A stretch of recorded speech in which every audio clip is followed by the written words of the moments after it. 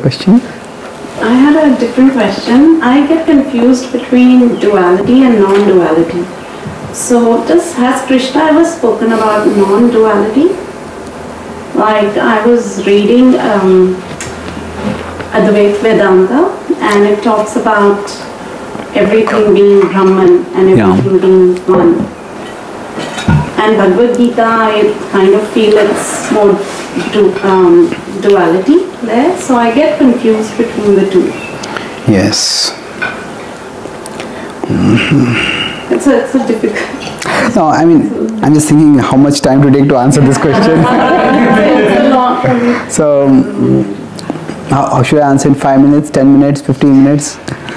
Or we want to serve dinner and I can continue talking? This can be the last question. Okay. Yeah. But you haven't answered my question.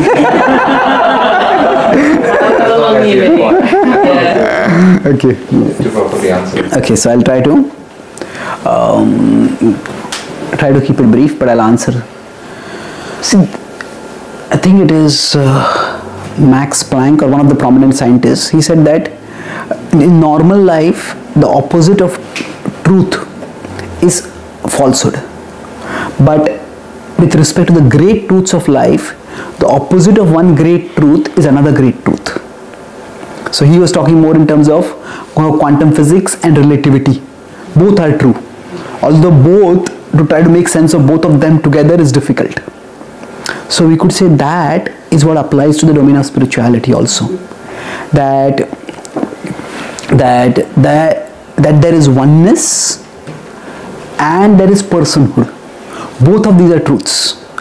And it's not that one is true and the other is false. So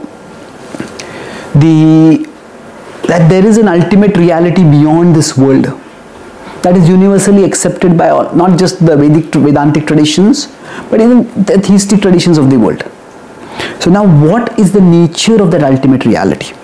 So if we consider there is a spiritual reality beyond this world. So now, is this personal or is this impersonal? Now the Advaitic idea is that everything except Brahman, non-duality is that this is Brahman and that is the only reality. And everything else is illusion to various degrees. So now, for example, if there is a personal divinity, so for example that could be Krishna, that is Ishvara. So their idea is even this is an illusion.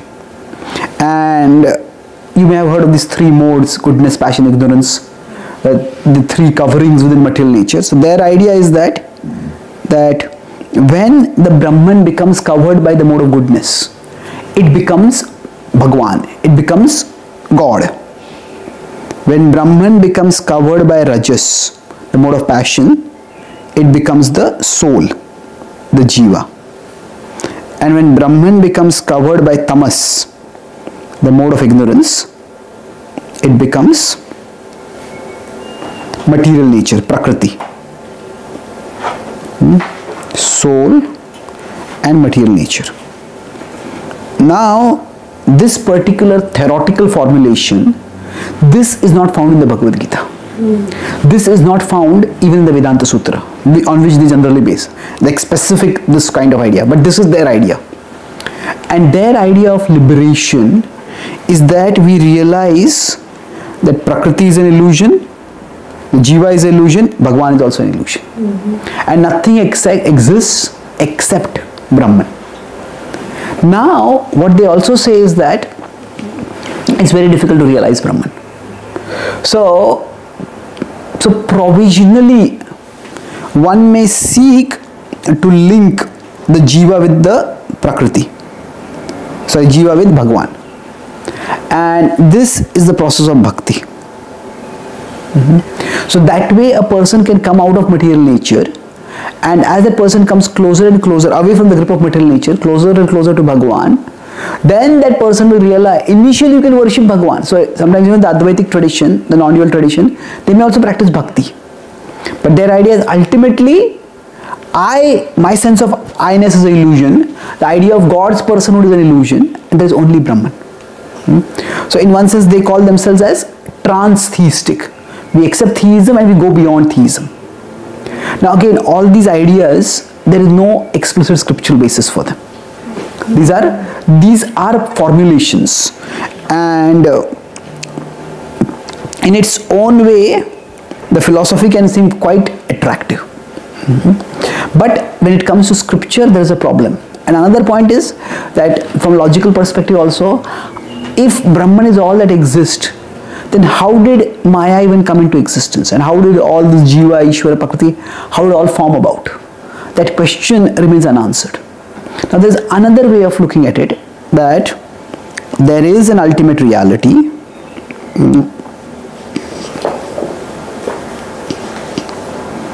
and that ultimate reality has multiple aspects to it.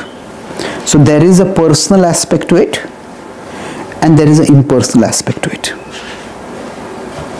and there is an intermediate aspect to it also, which is partly personal, partly not personal. So this is called as Bhagavan, the impersonal is called as Brahman or Brahma Jyoti, the effulgence, and this is called as the Paramatma. Now in the Bhakti tradition, the impersonal is also acknowledged as real, and somebody can pursue the impersonal and they can also attain the impersonal. Now in the Bhagavad-Gita, there are many places where Krishna categorically emphasizes that the personal is the highest. So for example 7.7, he says there is no truth beyond me, mattaha parataram na anyat. Or for example 15.19, he says those who know me, they are enlightened. And you could go 10.8, it says that everything comes from me. So everything includes nowhere in the Gita says Krishna say, or nowhere does the Gita say that there is some truth beyond Krishna that is to get it. Krishna talks about my nature, but this nature refers to generic spiritual nature. It doesn't refer to something beyond him. So the Gita clearly is personalist. Now having said this, the Gita does not reject impersonalism. In the Gita, impersonalism is approached in two different ways. Now the terms themselves have not been used in the Gita, but these terms have been used in the later tradition. These two different approaches are, one is in 9, 11, 12 and the other is in 12.2 to 4, or rather 3 to 4. So in 9, 11, 12, Krishna talks about those who consider the personal to be an illusion. And he says such people are an illusion. Avajananti mamudha manushim tanumashritam. So this is technically called as Mayavad. And this is a widespread form of what we call a non-dualism or Advaitavada, but that is not the only form. Now there is other where the impersonal is the individual preference. That means the divine may have the ultimate reality may have a personal aspect, but I don't really care for it. I want to go toward the impersonal. And Krishna is fine with that. Because they prapnuvanti mameva, they will also attain me, he says. But it is a difficult process. It's klesho diktras tesham. You talk about 12.5 also. It's a difficult process because to have nothing to contemplate on, to go beyond all form, all personality, all qualities, it's quite difficult. So this, you could say, this is accepted, this is rejected. So in the Gita, so if you consider Advaitavada, see the term Advaita literally means non-dual. Now at one level, the personal and the impersonal, they are all once, it's one ultimate reality. It's not that these are different realities. It is the same reality, but it is perceived. And perceived to different degrees. I'll give one example to conclude this point. Have any of you heard of this thing? Yes. So, if there's a gulab jamun. Now, So not everyone knows. not everyone knows. Okay, it's a Indian dessert. If you haven't tasted it, then your life is wasted.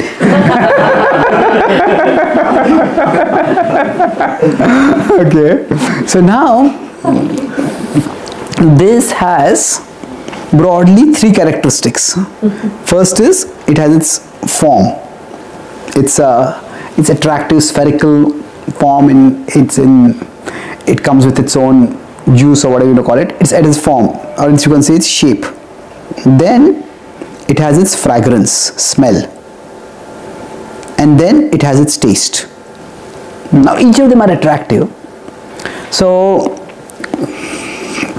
suppose somebody lives in a prison, in sentenced to jail, and the jail happens to be next to a sweet shop, and in that jail in that sweet shop gulab jamun is being made, and the smell goes over the wall to the prisoner, and the prisoners smell this, but the smell, the fragrance is all that they have ever experienced.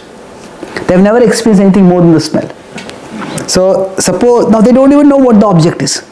They experience only the smell and say they gave it the name gulla. What is this object with a beautiful smell? Oh, it's a gulla. Now suppose that there's on that sweet shop itself, that sweet shop is next to the jail, but that sweet shop is also on the road on the other side. And say there's a poor man who goes by that road, and there is a glass wall, and every day he can see the gulab jamun. He can see this object. Now the smell is coming, he's also seeing it, but he's never tasted it. So for this person there is smell plus sight, the shape you could say, and say he gives a name to it called jamu.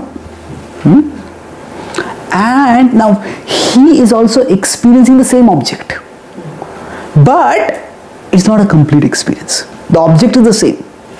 Now suppose somebody is a customer, they go into the shop and then they eat the gulab jamun. So for them there is smell plus shape plus taste, and they come to know this is a gulab jamun. So now it's the same object. So the gulla is not a lesser object than the gulab jamun. The jamu is not a less object. It's a different level of realization of that object. So similarly, it is said that the ultimate reality has three aspects: Sat, Chit and Ananda. That there is an eternal existence, and there is consciousness, there is awareness, and then there is Ananda, there is loving reciprocation. So now when only the Sat aspect of the ultimate reality is realized, that means the person understands that there is beyond this world, where there is constant change, there is some unchanging substratum to existence. That understanding of that unchanging substratum to existence is called as Brahma Jyoti. So now the Brahma Jyoti is like the jamu. It's the same ultimate reality, but one aspect of it is realized. When Sat plus Chit, that means you understand it's not just one undivided reality. No, there is conscious awareness. That reality is governing this world. That reality is observing, is conscious. This is the Paramatma realization. Now Brahman and Paramatma are the same, they are not two different things, it's just a different level of realization. And then here, see, Brahma Jyoti is just as existence, but now that existence is connected with this world also, that existence is overseeing this world also. But then further, does that existence have any life beyond its interaction with this world, beyond overseeing this world. So one of my friends is a judge, and it was his lifelong passion to become a judge. And he told me, if being a judge is what I had to do 24 hours a day, I would go mad. So if the ultimate reality is overseeing the world, is judging people and all that, but does the ultimate reality not have its own personal life? Does the ultimate reality have a self-existence separate from the functional roles in this world? So that self-existence is the source of Anand, joy, and that is realizing that is the Bhagavan aspect of realization. Here one understands that actually the divine is all pervading, the divine is overseeing everything, but independent of this world, the divine has the ultimate reality, the spiritual reality has a self-existence.